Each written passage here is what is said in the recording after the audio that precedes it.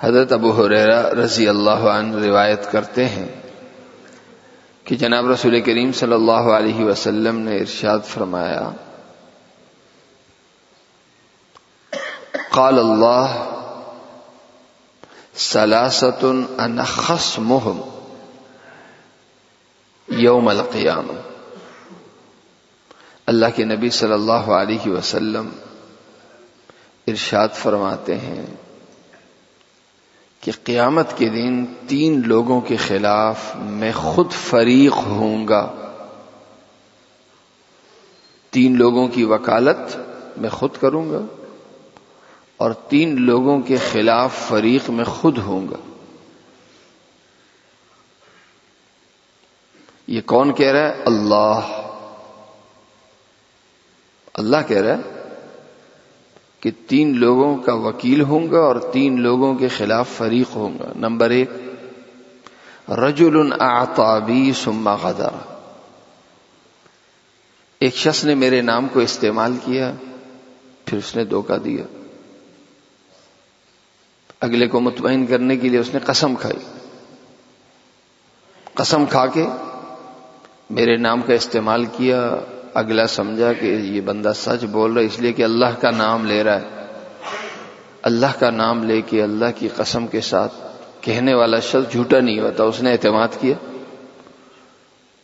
اور میرے نام سے، جو میرے نام کی وجہ سے اگلے کے اعتماد کو اس نے زخم پہنچایا، اس کو دھوکہ دے کر اللہ کہتا ہے اس شخص کو میں نہیں چھوڑوں۔ دوسرے نمبر پہ ایک شخص ہے، اس نے کسی آزاد انسان کو اغوا کیا اور جا کے کسی کو بیچ دیا۔ کسی بچے کو اغوا کیا یا کسی بڑی عمر کے انسان کو اغوا کیا، کسی عورت کو اغوا کیا یا کسی مرد کو اغوا کیا اور جا کے اسے فروخت کی۔ جیسے جانور کو فروخت کیا جاتا ہے اسی طرح اس نے اس انسان کو فروخت کیا۔ اللہ تعالیٰ فرماتے ہیں کہ یہ شخص کتنا ہی بڑا عبادت گزار ہو، کتنا ہی کچھ ہو، لیکن اس جرم کی وجہ سے میں خود اس کے خلاف مقدمہ ہوں گا، میں خود اس کے خلاف وکیل ہوں گا اور خود اسے سزا دلواؤں گا بھی، سزا دوں گا بھی۔ اور تیسرے نمبر پہ فرمایا کہ ایک شخص نے ایک ملازم رکھا، اپنا پورا کام لیا اور جب اس کی تنخواہ کا وقت آیا تو اس کو اس کی تنخواہ اور مزدوری نہیں دی۔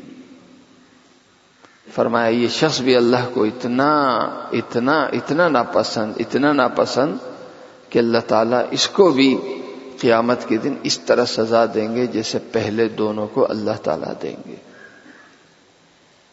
اللہ کے نام کا غلط استعمال کرنے والا، کسی آزاد انسان کو فروخت کرنے والا، تیسرے نمبر پہ مزدور کی مزدوری، کسی ملازم کی تنخواہ روکنے والا۔